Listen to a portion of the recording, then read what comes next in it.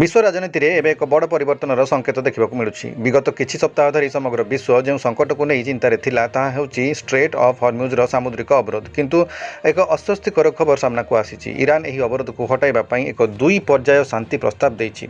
कौतूहलर विषय होउछि एही प्रस्ताव पछरे पाकिस्तान मध्यस्थी साजिछि। एसत ईरान वैदेशिक मंत्री एवं मस्को गस्तर अछंती, जेउंठी से रूस राष्ट्रपति व्लादिमीर पुतिन सह आलोचना करिवे। एबे आसंतु जानिबा ईरान रो सही 2 पर्याय प्रस्ताव विषय। खबर अनुसार ईरान पाकिस्तान जरिया यह प्रस्ताव पाश्चात्य देश मान पाखक पठाई। यह पर्यायर ईरान निजर नौसेना बा सामरिक जहाज गुड़ी को स्ट्रेट ऑफ हॉर्मुज़र केतक संवेदनशील स्थान हटाइबा प्रतिश्रुति देछि। यह बदल से चाहूँगी जे अमेरिका एवं सहयोगी देश माने मध्य सेमानकर सामरिक उपस्थिति कमांतु। यह एक सद्भावना संकेत भाव में कार्य करिवो। द्वितीय पर्यायर ईरान व्यावसायिक जहाज गुड़िकर अबाध यातायात पाई पूर्ण ग्यारंटी देव। किंतु एठारे एक शर्त रही। ईरान चाहूँगी जे तार जबत होइतिबा किछि पांठी बा फ्रोजेन एसेट्स को मुक्त कराजाउ एवं किछि निर्दिष्ट क्षेत्र में ताठारु प्रतिबंधक कोहल कराजाउ। एठारे गुरुत्वपूर्ण कथा होछि ईरान काहेकि एबे एही प्रस्ताव दउछि। बोधहुए अंतर्जातीय चाप एवं निजर दुर्बल अर्थनीति को सुधारिबा पई यह एक रणनीतिक चाल होई पारे। आपणकर मन में प्रश्न उठुथिबो जे पाकिस्तान कहीं। वास्तव में पाकिस्तान और ईरान मध्य किसी समय पूर्वर सीमा विवाद को नहीं तिक्तता थिला, किंतु पाकिस्तान उभय ईरान और सऊदी अरब सह संपर्क एवं संतुलित अच्छी। पाश्चात्य देशगुड़िक पाकिस्तान एक सहज माध्यम भाव में काम करे। पाकिस्तान वैदेशिक मंत्रणालय बैक चैनल डिप्लोमेसी जरिया ईरान वार्ता को वाशिंगटन और रियाद पर्यंत पहुंचाई। यह पाकिस्तान एक कूटनैतिक विजय। यह द्वारा पाकिस्तान निजक एक शांति प्रतिष्ठाकारी राष्ट्र भाव में विश्व दरबार में उपस्थापित होगा चेष्टा करुछि। यह संपूर्ण प्रस्तावर सबुठार बड़ साइडलाइन होछि परमाणु कार्यक्रम। ईरान स्पष्ट करछि जे से केवल सामुद्रिक सुरक्षा और वाणिज्य उपर आलोचना करिबो। परमाणु कार्यक्रम बा JCPOA joint comprehensive plan of action को नहीं कौनसी नुआ आलोचना यह प्रस्ताव अंतर्भुक्त नाही। यह कहीं यार 2टी मुख्य कारण थाई पारे। लिवरेज। ईरान निजर परमाणु कार्यक्रम को एक बड़ हाथ हथियार भाव में व्यवहार करने को चाहूँगी। से चाहे ना जे जलपथ खोलिबा बदल से निजर परमाणु स्वप्न को त्याग करू। परमाणु आलोचना हुए तो जटिल और समय सापेक्ष।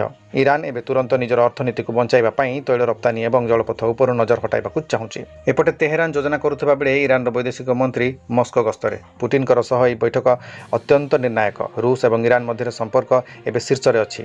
यूक्रेन युद्ध पर रूस उपर पाश्चात्य कटकणा ईरान को एक घनिष्ठ सहयोगी कर। हुए तो ईरान रूस ठारू अधिक आधुनिक प्रतिरक्षा प्रणाली चाहूँगी, जेपरी से अमेरिका किंबा इज्राएल सह आक्रमण रक्षा पाई पारिबो। किंतु ईरान चाहूँगी जे जदि पाश्चात्य देशगुड़िक तांकर प्रस्ताव को प्रत्याख्यान करती तेबे मिलित जातिसंघ सुरक्षा परिषद में रूस ताकू समर्थन करू। ईरान एवं रूस मिसी पाश्चात्य नियंत्रित सामुद्रिक मार्ग बदल में international north south transport corridor बा INSTC को मजबूत करने को चाहूँगी। चैनल टी को सब्सक्राइब करी बेल बटन को ऑन कर दियंतु एवं ता सहित एही वीडियो को गोटिए लाइक कर दियंतु।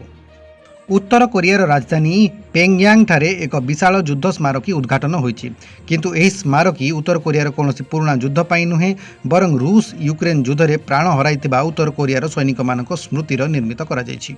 प्रथम थर पर यह स्पष्ट होइछि जे किम जोंग उन कर सैन्य बाहिनी केवल निजर सीमा भितर सीमित नुहंती, बरं रूस पाई यूक्रेन विरोध में रक्त विसर्जन करिसेंती। गुप्तचर संस्थार रिपोर्ट अनुसार प्राय 15,000 सैनिक गत वर्ष रूस कृषक अंचल में यूक्रेन आक्रमण रोकवा मुतयन होते। गत वर्ष यूक्रेन सेना रूसर सीमा भितर को पशि क्रुस्क अंचल में हठात आक्रमण करते। यह रूस पाई एक बड़ अपमान थिला। एही समय रूस को जरूरीकालीन सैन्य सहायता दरकार थिला।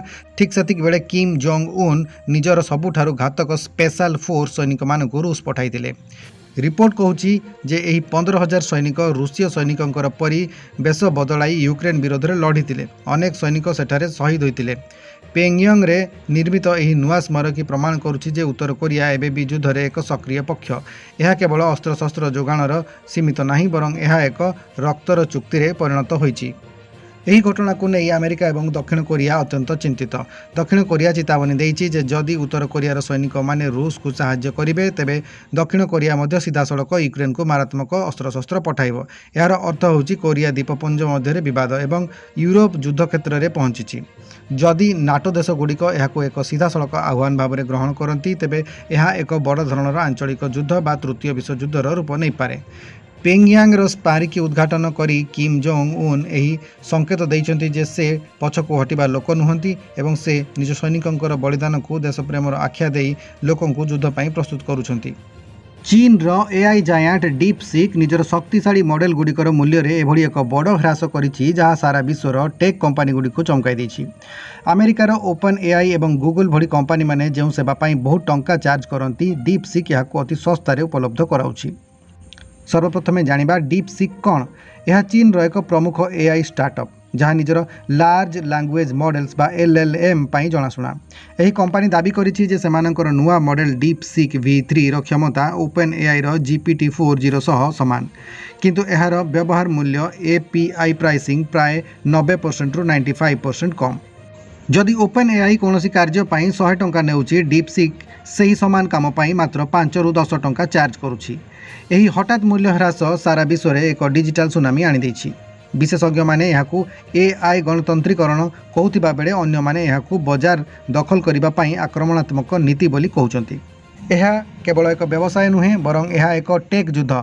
अमेरिका सबुबले चीन को अत्याधुनिक एआई चिप बा NVIDIA H100 भली जोगाण रे प्रतिबंधक लगाई आसीछि। चीन रो लक्ष्य होउछि अमेरिकार एही टेक्नोलॉजिकल अभियान को भांगिबा। डीपसीक रो एही रणनीति पछरे किछि बड़ कारण अछि। जेतेबेले सेवा सस्ता हेबो सारा विश्व रे डेभलपर माने ओपन एआई छाड़ी डीपसीक व्यवहार करिवे। जेते अधिक लोक व्यवहार करिवे चीन रो एआई मॉडल सेते अधिक डाटा पाइबो एवं अधिक शक्तिशाली हेबो। अमेरिकीय प्रतिबंधक सत्वे चीन देखाइबाकू चाहूछि जे सेमाने निजस्व इकोसिस्टम तैयारी करि पारिबे। डीपसीक रो एही घोषणा परे सारा विश्व रे टेक स्टॉक हलचल देखिबाकू मिलिछि। एबे सैम अल्टमैन कर कंपनी को निजर मूल्य पुनर्बार स्थिर करने पड़ो। डीपसीक निजर अनेक कोड ओपन सोर्स करिछि जहाँ फल छोट छोट कंपनी माने निजर एआई तैयारी करि परिबे। चीन एआई रो बढ़ुतिबा प्रभाव को देखि अमेरिका एवं यूरोपीय संघ आहुरी कड़ा नियम लागू करि पारंती। डाटा प्राइवेसी बा तथ्यर सुरक्षा को नहीं मध्य प्रश्न उठिबो, कारण व्यवहारकारी तथ्य चीन सर्भर को जाई पारे। एआई जगत में यही मूल्य युद्ध केवल आरंभ मात्र। डीपसीक प्रमाण कर देछि जे एआई एबे केवल किछि धनी लोकंकर कंपनी रे संपत्ति होई रहिबो नाही, किंतु मने रखंतु जेतेबेले कोनोसी जिनिस अति सस्ता रे मिले सेतेबेले तथ्यर सुरक्षा एवं नैतिकता बा एथिक्स उपरे मध्य प्रश्न उठिबा स्वाभाविक। चैनल टी को सब्सक्राइब करी बेल बटन को ऑन कर दियंतु एवं ता सहित एही वीडियो को गोटिए लाइक कर दियंतु। विश्वर दुईटी सबुठारु बड़ अर्थनीति अमेरिका एवं चीन मध्य चलीथिबा शीतल युद्ध एबे एक नुआ मोड़ नेछि। सद्यतम खबर अनुजाई अमेरिका चीन रो प्रतिष्ठित कंपनी हेंगली पेट्रोकेमिकल उपरे कड़ा प्रतिबंधक लगाई। यहाकू नहीं बेजिंग एबे नियामाण होईछि। चीन विदेश मंत्रणालय स्पष्ट भाव में कही जे अमेरिकार यह पदक्षेप विश्व वाणिज्य स्थिरता को नष्ट करुछि। केवल सेतिकी नुहे, चीन यार जवाब देवाई आवश्यक पदक्षेप ग्रहण करिबो बोली मध्य से धमक देइछि। हेंगली पेट्रोकेमिकल केवल एक साधारण कंपनी नुहे, यह चीन रो एक बृहत शिल्प शक्ति। यह पेट्रोलियम रिफाइनिंग ठारू आरंभ करी पॉलिस्टर एवं टेक्सटाइल पर्यंत विभिन्न क्षेत्र में विस्तारित। अमेरिकार अभियोग हेउछि जे एही कंपनी किछि निषिद्ध देश जेमितिक रूस किंबा ईरान सह वाणिज्यिक संपर्क रखिछि किंबा अमेरिकार जातीय सुरक्षा पाई विपद सृष्टि करुछि।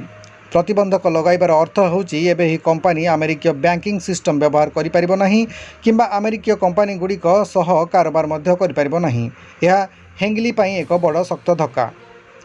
बेजिंग पक्षर आसीथिबा बयान अत्यंत कड़ा। चीन कहिछि जे अमेरिका अर्थनैतिक जबरदस्ती बा इकोनॉमिक कोरेशन करुछि। चीन मध्य किछि अमेरिकीय कंपनी उपरे प्रतिबंधक लगाई पारे जो माने चीन बाजार उपरे निर्भरशील, उदाहरण स्वरूप एप्पल एवं टेस्ला। चीन विश्वर 80% रु अधिक दुर्लभ खनिज द्रव्य नियंत्रण करे जहाँ चिप एवं इलेक्ट्रोनिक्स तैयारी करिबारे लागे। यार रप्तानी बंद करी चीन अमेरिका को अनिश्वासी करि पारे। चीन एही मामला को WTO को नहीं जाई पारे, जदियो सेठारे समाधान पाई बहुत समय लागे। हेंगली भली कंपनी उपरे प्रतिबंधक लागिले प्लास्टिक, टेक्सटाइल एवं केमिकल सामग्रीर मूल्य बढ़ीजिवो। विश्व बजार में जिनपतर दाम बढ़िबा फल साधारण लोकंकर उपरे आर्थिक बोझ पड़िबो। चीन एबे निजर वाणिज्य को डी-डॉलराइजेशन करने को चेष्टा करुछि, जहाँ फल अमेरिकीय डॉलर प्रभाव कमी पारे। इज्राएल रु एक बड़ राजनैतिक खबर सामना को आसी जहाँ केवल इज्राएल नुहे बरं सारा मध्यप्राच्यर समीकरण को बदलाई दे पारे। दुई पूर्वतन प्रधानमंत्री नाफ्ताली बेनेट एवं याएर लापिड पुणी थे एकाठी होइचंती। 2026 निर्वाचन पर यह दुई प्रभावशाली नेता एक जॉइंट इलेक्टोरल बिड बा मिलित निर्वाचनी मेंट गठन करछंती।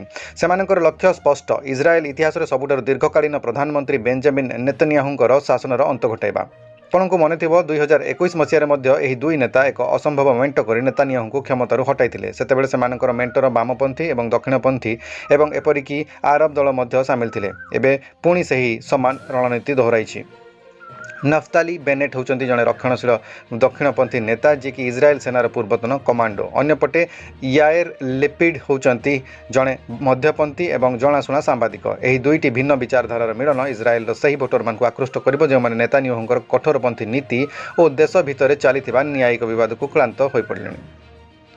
ବେଞ୍ଜାମିନ୍ ନେତାନ୍ୟାହୁ ଏବେ ଏକାଧିକ ସମସ୍ୟାରେ ଛନ୍ଦି ହୋଇଛନ୍ତି। ସେ ସୁପ୍ରିମକୋର୍ଟର କ୍ଷମତା କମାଇବା ପାଇଁ ଯେଉଁ ଚେଷ୍ଟା କରୁଥିଲେ ତାହାକୁ ନେଇ ଇସ୍ରାଏଲ ଜନତାଙ୍କର ମଧ୍ୟରେ ତୀବ୍ର ଅସନ୍ତୋଷ ରହିଛି।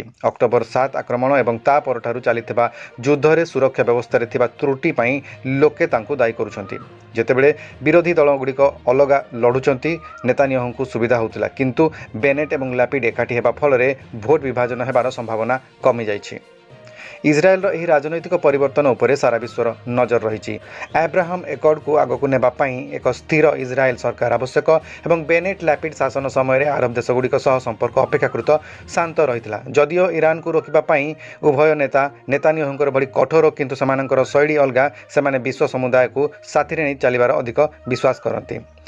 ଇସ୍ରାଏଲ ନିର୍ବାଚନ ସବୁବେଳେ ରୋମାଞ୍ଚକର ହୋଇଥାଏ। ବେନେଟ୍ ଏବଂ ଲାପିଡ୍ଙ୍କର ଏହି ୟୁନାଇଟେଡ୍ ଫ୍ରଣ୍ଟ ନେତାନ୍ୟାହୁଙ୍କର ବିଜୟ ରଥକୁ ରୋକିବାରେ ସଫଳ ହେବ କି ନାହିଁ ତାହା ଦେଖିବାକୁ ବାକି ରହିଲା। ଚ୍ୟାନେଲଟିକୁ ସବସ୍କ୍ରାଇବ୍ କରି ବେଲ୍ ବଟନକୁ ଅନ୍ କରିଦିଅନ୍ତୁ ଏବଂ ତା ସହିତ ଏହି ଭିଡ଼ିଓକୁ ଗୋଟିଏ ଲାଇକ୍ କରିଦିଅନ୍ତୁ। ଭାରତର ମୁକୁଟ କୁହାଯାଉଥିବା ଲଦାଖରୁ ଏକ ବଡ଼ ଖବର ସାମ୍ନାକୁ ଆସିଛି। ବହୁଦିନର ଅପେକ୍ଷା ପରେ ଏବଂ ସ୍ଥାନୀୟ ଲୋକଙ୍କର ଦାବିକୁ ସମ୍ମାନ ଜଣାଇ ଲଦାଖ ପ୍ରଶାସନ ଏକ ଐତିହାସିକ ନିଷ୍ପତ୍ତି ନେଇଛି। ଲଦାଖର ଉପରାଜ୍ୟପାଳ ବିନୟ କୁମାର ସକ୍ସେନା କେନ୍ଦ୍ରଶାସିତ ଅଞ୍ଚଳରେ 5ଟି ନୂଆ ଜିଲ୍ଲା ଗଠନ ପାଇଁ ମଞ୍ଜୁରୀ ଦେଇଛନ୍ତି। ଏହି ନିଷ୍ପତ୍ତି କେବଳ ପ୍ରଶାସନିକ ନୁହେଁ ବରଂ ରଣନୈତିକ ଏବଂ ସାମାଜିକ ଦୃଷ୍ଟିକୋଣରୁ ମଧ୍ୟ ଅତ୍ୟନ୍ତ ଗୁରୁତ୍ୱପୂର୍ଣ୍ଣ। ଏହି 5ଟି ଜିଲ୍ଲା କ'ଣ ଏବଂ ସେଗୁଡ଼ିକର ବିଶେଷତ୍ୱ କ'ଣ ଏବଂ ଲଦାଖବାସୀ କାହିଁକି ବହୁ ବର୍ଷ ଧରି ଏହି ଦାବି କରିଆସୁଥିଲେ, ଚାଲନ୍ତୁ ଜାଣିବା। ପୂର୍ବରୁ ଲଦାଖରେ କେବଳ 2ଟି ଜିଲ୍ଲା ଥିଲା, ଲେହ ଏବଂ କାର୍ଗିଲ, କିନ୍ତୁ ଏହାର ଭୌଗୋଳିକ ପରିସର ଏତେ ବଡ଼ ଯେ ପ୍ରଶାସନିକ ସୁବିଧା ପାଇଁ ଏହା ଯଥେଷ୍ଟ ନଥିଲା। ବର୍ତ୍ତମାନ 5ଟି ନୂଆ ଜିଲ୍ଲା ଗଠନ ପରେ ଲଦାଖର ମୋଟ ଜିଲ୍ଲା ସଂଖ୍ୟା 7କୁ ବୃଦ୍ଧି ପାଇଛି। ଏହି ନୂଆ ଜିଲ୍ଲାଗୁଡ଼ିକ ହେଉଛି ଜାସ୍କର। ଏହା ଏକ ଦୁର୍ଗମ ଅଞ୍ଚଳ ଯାହା ଶୀତ ଦିନେ ପ୍ରାୟ ଦୁନିଆରୁ ବିଚ୍ଛିନ୍ନ ହୋଇଯାଏ। ଏବେ ଏହା ଏକ ସ୍ୱତନ୍ତ୍ର ଜିଲ୍ଲା ଭାବରେ ନିଜର ବିକାଶ କରିପାରିବ। ଅନ୍ୟଟି ହେଉଛି ଦ୍ରାସ। ସାଇବେରିଆ ପରେ ଦୁନିଆର ଦ୍ୱିତୀୟ ଶୀତଳତମ ସ୍ଥାନ ହେଉଛି ଏହି ଦ୍ରାସ ଏବଂ କାର୍ଗିଲ ଯୁଦ୍ଧର ସାକ୍ଷୀ ଏହି ଅଞ୍ଚଳ ଏବେ ପ୍ରଶାସନିକ ସ୍ୱାଧୀନତା ପାଇବ। ଅନ୍ୟଟି ରହିଛି ସାମ୍। ଏହି ଅଞ୍ଚଳର ସାଂସ୍କୃତିକ ଏବଂ କୃଷି ଗୁରୁତ୍ୱ ରହିଛି। ତାପରେ ଆଉ ଗୋଟିଏ ହେଉଛି ନୁବ୍ରା। ପର୍ଯ୍ୟଟନ ଏବଂ ସିଆଚେନ୍ ଗ୍ଲାସିୟରର ପ୍ରବେଶ ପଥ ଭାବରେ ଏହା ଅତି ଗୁରୁତ୍ୱପୂର୍ଣ୍ଣ। ଶେଷଟି ରହିଛି ଚାଙ୍ଗଥାଙ୍ଗ। ଚୀନ ସୀମାକୁ ଲାଗିଥିବା ଏହି ଅଞ୍ଚଳରେ ନାମାଣ୍ଡିକ୍ ଜନଜାତି ବାସ କରନ୍ତି। ଏହି ବିଭାଜନ ଦ୍ୱାରା ଜିଲ୍ଲା ମାଜିଷ୍ଟ୍ରେଟ୍ ଏବଂ ଏସ୍ପି ସ୍ତରରେ ଅଧିକାରୀମାନେ ସ୍ଥାନୀୟ ଲୋକଙ୍କର ସମସ୍ୟାକୁ ଅତି ନିକଟରୁ ବୁଝିପାରିବେ। 2019 ଅଗଷ୍ଟ 5 ତାରିଖରେ ଯେତେବେଳେ ଜମ୍ମୁ କାଶ୍ମୀରରୁ ଧାରା 370କୁ ହଟାଇ ଦିଆଗଲା, ଲଦାଖକୁ ଏକ ପୃଥକ କେନ୍ଦ୍ରଶାସିତ ଅଞ୍ଚଳ ବା ୟୁଟି ଭାବରେ ଘୋଷଣା କରିଦିଆଗଲା। ସେବେଠାରୁ ଲଦାଖବାସୀ 2ଟି ମୁଖ୍ୟ ଦାବି କରି ଆସୁଥିଲେ। ପ୍ରଥମଟି ହେଲା 6ଠ ଅନୁସୂଚୀ ବା 6th ସେଡ୍ୟୁଲରେ ସାମିଲ ଏବଂ ଦ୍ୱିତୀୟଟି ହେଲା ପ୍ରଶାସନିକ ବିକେନ୍ଦ୍ରୀକରଣ। ଲଦାଖର ଭୌଗୋଳିକ ଅବସ୍ଥିତି ବହୁତ ଜଟିଳ। ଲେହ କିମ୍ବା କାର୍ଗିଲ ମୁଖ୍ୟାଳୟକୁ ଯିବା ପାଇଁ ଅନେକ ଦୂରବର୍ତ୍ତୀ ଗାଁର ଲୋକଙ୍କୁ ଶହ ଶହ କିଲୋମିଟର ପାହାଡ଼ିଆ ରାସ୍ତା ଅତିକ୍ରମ କରିବାକୁ ପଡ଼ୁଥିଲା। ବିଶେଷ କରି ଶୀତଦିନେ ବରଫପାତ ଯୋଗୁଁ ଯୋଗାଯୋଗ ବିଚ୍ଛିନ୍ନ ହୋଇଯାଉଥିଲା। ସରକାର ଏହି ଅସୁବିଧାକୁ ଅନୁଭବ କରିଛନ୍ତି ଏବଂ ନୂଆ ଜିଲ୍ଲା ଗଠନ ଦ୍ୱାରା ସରକାରୀ ଯୋଜନା, ସ୍ୱାସ୍ଥ୍ୟସେବା ଏବଂ ଶିକ୍ଷା ସିଧାସଳଖ ଲୋକଙ୍କର ଦ୍ୱାରଦେଶରେ ପହଞ୍ଚିପାରିବ। ଏହି ନିଷ୍ପତ୍ତି ପଛରେ କେବଳ ଜନକଲ୍ୟାଣ ନାହିଁ ବରଂ ଭାରତର ସୁରକ୍ଷା ରଣନୀତି ମଧ୍ୟ ଜଡ଼ିତ। ଲଦାଖର ସୀମା ଏକପଟେ ପାକିସ୍ତାନ ଏବଂ ଅନ୍ୟପଟେ ଚୀନକୁ ଲାଗି ରହିଛି। ଦ୍ରାସ ପାକିସ୍ତାନ ସୀମା ନିକଟରେ ଥିବାବେଳେ ନୁବ୍ରା ସିଆଚିନ୍ ଗ୍ଲାସିୟର ପାଇଁ ଲଜିଷ୍ଟିକ୍ସ ସପୋର୍ଟ ସେଣ୍ଟର ଭାବରେ କାମ କରେ। ଏହି 2ଟି ସ୍ଥାନକୁ ଜିଲ୍ଲା ମାନ୍ୟତା ମିଳିବା ଦ୍ୱାରା ଏଠାରେ ଭିତ୍ତିଭୂମି ବିକାଶ ହୋଇପାରିବ। ଏହି ଜିଲ୍ଲା ସିଧାସଳଖ ଚୀନ ସୀମାକୁ ଲାଗିଛି। ଚୀନ ସୀମା ପାର୍ଶ୍ୱରେ ଅନେକ ଗାଁ ବସାଉଛି ଏବଂ ଭାରତ ମଧ୍ୟ ନିଜର ସୀମାନ୍ତ ଗାଁଗୁଡ଼ିକୁ ଭାଇବ୍ରାଣ୍ଟ ଭିଲେଜେସ୍ ପ୍ରୋଗ୍ରାମ ଜରିଆରେ ମଜବୁତ କରୁଛି। ଜିଲ୍ଲା ପ୍ରଶାସନ ସେଠାରେ ଉପସ୍ଥିତ ରହିଲେ ସୀମାନ୍ତ ଅଞ୍ଚଳରେ ସଡ଼କ, ବିଜୁଳି ଏବଂ ଯୋଗାଯୋଗ ବ୍ୟବସ୍ଥା ଆହୁରି ସଜଡ଼ା ହୋଇଯାଇପାରିବ। ମାନବ ଇତିହାସରେ ଏମିତି କିଛି ଦିନ ଆସେ ଯାହା ବିଶ୍ୱାସ ଏବଂ ଅବିଶ୍ୱାସ ମଧ୍ୟରେ ଥିବା ପାର୍ଥକ୍ୟକୁ ପୋଛିଦିଏ। କେନିଆର ରନର ସାବାଷ୍ଟିନ୍ ସାୱେ ଏହି ଅସମ୍ଭବକୁ ସମ୍ଭବ କରି ଦେଖାଇଛନ୍ତି, ଯାହାକୁ ବିଜ୍ଞାନ ଏବଂ କ୍ରୀଡ଼ା ଜଗତରେ ବର୍ଷ ବର୍ଷ ଧରି ଅସାଧ୍ୟ ବୋଲି କହୁଥିଲେ। ଲଣ୍ଡନ ମାରାଥନରେ ସାୱେ ପ୍ରଥମ ମଣିଷ ଭାବରେ 2 ଘଣ୍ଟାରୁ କମ୍ ସମୟ ମଧ୍ୟରେ 42.195 କିଲୋମିଟରର ଦୂରତାକୁ ଅତିକ୍ରମ କରି ଏକ ନୂଆ ଇତିହାସ ରଚିଛନ୍ତି। लंडन ठंडा पाणीपाग और सफा रास्ता जितेबाला दौड़ आरंभ है कई भावी नथिले जे सेदिन एक एमती चमत्कार होगाकू जाउछि किंतु सेबास्टियन सावेंकर आखिरे एक भिन्न संकल्प थिला। माराथन प्रति किलोमीटर से प्राय 2 मिनिट 50 सेकेंड रु कम समय मध्य शेष करते 35 किलोमीटर पर मध्य सावेंकर गति कमी नथिला। साधारणतः यही समय आथलेटर शरीर जवाब दे दिए जहां कि द वॉल कहुए किंतु सावे सही प्राचीर को डेई जाइतिले। जेतेबेले से शेष किलोमीटर में पहुँचिले लंडन राजरास्तार उपस्थित हजार हजार दर्शक स्तब्ध हो गले। टाइमर रे 1 घंटा 59 मिनिट 55 सेकेंड एवं तापर रहिला इतिहास। माराथन को 2 घंटा भितर शेष करने माने होची घंटा प्रति प्राय 21 किलोमीटर बेगर लगातार दौड़ा। यह एक साधारण मनीष पई कल्पना बाहर। पूर्वर केनियार रनर इलिउड किपचोगे 2019 रे वियेना ठारे 1 घंटा 59 मिनिट 40 सेकेंड समय माराथन शेष करते किंतु ताहा एक ऑफिशियल विश्व रेकर्ड नथिला कारण ताहा एक नियंत्रित परिवेश रे होइतिला। किंतु सेबास्टियन सावे एही कामटी को एक ओपन कंपिटिशन बा प्रतियोगितामूलक माराथन रे करि देखाइछंती। सावेंकर एही सफलता प्रमाण कला जे किपचोगे जो स्वप्न देखाइतिले ताहाकू जणे युवक वास्तवतार परिणत करि परिबे। सावेंकर एही रेकर्ड क्रीड़ा विज्ञान पई एक नुआ माइल खुंट। आपण भावुथिबे सावेंकर गोड़े एमिति कौन थिला। आजिकाली माराथन रे कार्बन प्लेटेड शूज रो एक बड़ भूमिका रही। यही जोता गुड़िक एमिति तैयारी होता है जे ताहा प्रतिटी पाद सह आथलेट को 4% रु 5% अधिक एनर्जी रिटर्न देता है। यह सहित सावेंकर हाइड्रेशन रणनीति मध्य गुरुत्वपूर्ण थिला। दौड़ा समय शरीर बहुत परिमाण रे इलेक्ट्रोलाइट नष्ट हुए। सावेंकर टीम एमिति एक स्पेशल जेल एवं पानी व्यवहार करुथिले जहाँ तांकर रक्त रे शर्करा स्तर को संतुलित रखुथिला। किंतु केवल टेक्नोलोजी नुहे सावेंकर कठिन परिश्रम मध्य अतुलनीय। केनियार इटेन भली उच्च पार्वत्य अंचल रे शून्य रु कम पानीपाग रे दिन को प्राय 30 रु 40 किलोमीटर अभ्यास करने कौनसी साधारण कथा नुहे। तेबे किए यही सेबास्टियन सावे केनियार एक छोट गाँव आसीथिबा एही युवक पिलादिने स्कूल जीवाई प्रतिदिन 10 किलोमीटर दौड़ुथिले। दारिद्र्य सह संग्राम करी से आज विश्वर शीर्ष में पहुंचती। से सबुबेले कहती शरीरर सीमा अच्छी किंतु मनर कौन सीमा नहीं। तांकर एही सफलता केवल केनिया पाई नुहे बरं समग्र आफ्रिका और विश्वर सही दौड़वित मानकर पाई एक प्रेरणा जो मैंने विश्वास करती जे स्वप्न देखिले ताहा पूरण हो पारिबो। चैनल टी को सब्सक्राइब करी बेल बटन को ऑन कर दियंतु एवं ता सहित एही वीडियो को गोटिए लाइक कर दियंतु। भारतीय फार्माक्यूटिकल जगतरू एक बड़ खबर सामना को आसी जहाँ केवल भारत पर नुहे बरं समग्र विश्वर वाणिज्य बजार को स्तब्ध कर देछि। भारतर सर्वबृहत औषध प्रस्तुतकारी कंपनी सन फार्मा एक बड़ धमाका करिछि। अमेरिकार प्रसिद्ध health care company organ and को किनिबा पई सन फार्मा 11.75 बिलियन डॉलर बा भारतीय मुद्रा प्राय 98,000 कोटी टंकार एक विशाल चुक्ति करिछि। यह भारतीय कंपनी द्वारा विदेशी बजार रे करा सबुठारु बड़ ऑल कैश अधिग्रहण मध्यरु एक। ऑर्गन हेउची अमेरिकार एक प्रतिष्ठित हेल्थ केयर कंपनी जहाँ मुख्यतः महिलांकर स्वास्थ्य बा वुमेन्स हेल्थ क्षेत्र में विश्वर अग्रणी स्थान में अच्छी। गर्भनिरोधक प्रजनन क्षमता एवं मोनोपॉज सह जड़ित औषध प्रस्तुति में कंपनी विशेष दक्षता रही। केवल सेतिकी नुहे ऑर्गन पाखरे एक बड़ बायोसिमिलार्स एवं प्रतिष्ठित ब्रांड पोर्टफोलियो अच्छी। सरल भाषा में कहले सन फार्मा यह कंपनी को किनिबा परे राताराति विश्वर महिला स्वास्थ्य सेवा बजार में एक ग्लोबल लीडर भाव में उभा हेब। सन फार्मा पाखरे जेनेरिक औषधर बड़ बजार थिले मध्य स्पेशलिटी फार्मा क्षेत्र में अधिक प्रतिपत्ति बढ़ाइबा ऑर्गन एक उपयुक्त विकल्प। एबे आसंतु कथा हेबा टंका विषय रे। 11.75 बिलियन डॉलर भारतीय मुद्रा रे यार मूल्य प्राय 98,000 कोटी टंकार अधिक। सबुठार बड़ कथा होची यह एक ऑल कैश डील। यार अर्थ होची सन फार्मा शेयर बदल रे नुहे बरं सीधा सड़क नगद टंका देई एही कंपनी को किणुची। एथिरु जणा पडुची जे सन फार्मार आर्थिक स्थिति एवं बैलेंस शीट केते शक्तिशाली। साधारणतः एते बड़ अधिग्रहण करबा पई कंपनी माने बड़ धरणर ऋण नेथांती किंतु सन फार्मा निजर आभ्यंतरीण संबल एवं किछि रणनैतिक पांठी सहायतार यह पूरण करुच्ची। यही डील पर सन फार्मार वार्षिक राजस्व में विशाल वृद्धि घटव। सन फार्मा और यार प्रतिष्ठाता दिलीप सांघवी सबुबले लंग टर्म बा दूरगामी लक्ष्य काम करती। यही डील पछरे 3टी मुख्य कारण रही। अमेरिका हेउची विश्वर सबुठारु बड़ फार्मा बजार और ऑर्गन को किनिबा द्वारा सन फार्मा को अमेरिकार एक प्रस्तुत भित्तिभूमि और वितरणर नेटवर्क मिल। जेनेरिक औषध लाभांश कम थाए सन फार्मा एवं स्पेशलिटी बा क्रोनिक रोग पर उद्दिष्ट महंगा औषध बजार को कब्जा करने को चाहूँगी ऑर्गान ए साहाय्य कर सन फार्मा केवल चर्म रोग बा कैंसर औषध सीमित रहा चाहूना महिला स्वास्थ्य क्षेत्र में पशिबा एक बड़ रणनीतिक पदक्षेप एत बड़ अधिग्रहण पर यूएस एफटीसी कि अन्य सरकारी संस्थार अनुमति दरकार एथि किसी समय लगिपारे एक भारतीय कंपनी अमेरिकीय कार्य संस्कृति सह तालमेल रखा और ऑर्गान हजार हजार कर्मचारी को परिचालना करने एक बड़ चैलेंज हेबो जदियो यह ऑल कैश डील तथापि एते परिमाणर पुंजी विनियोग पर कंपनी को निजर नगद प्रवाह बा कैश फ्लो सजाड़ा पड़ो तेबे सन फार्मार यही मेगा डील प्रमाण करुच्ची भारतीय कंपनी माने एबे केवल भारत में नुहे बरं विश्वर नंबर 1 होगाकू सक्षम टाटा कोरस किंबा हिंडाल्को नाभेलिस पर एबे यह एक बड़ धरणर विदेशी अधिग्रहण जदि यही डील सफल हुए तेबे सन फार्मा विश्वर टॉप 5 फार्मा कंपनी तालिकार सामिल हो गत सप्ताह मुक्ति लाभ कर माइकेल जैक्सन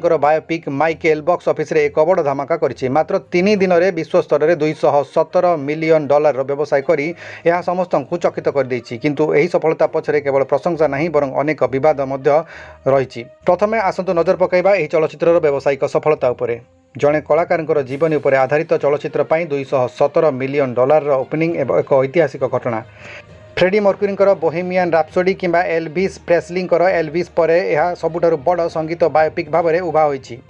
एही सफलतार मुख्य कारण होछि माइकेलकर विश्वव्यापी फैन बेस अमेरिका ठारू आरंभ करी एशिया एवं यूरोप पर्यंत तांकर मैजिक आज भी अतुट अछि। चलचित्र में माइकेलकर भूमिका अभिनय करथिबा तांकर पुतुरा जैफर जैक्सनकर अभिनय को दर्शक बहुत पसंद करुछंती।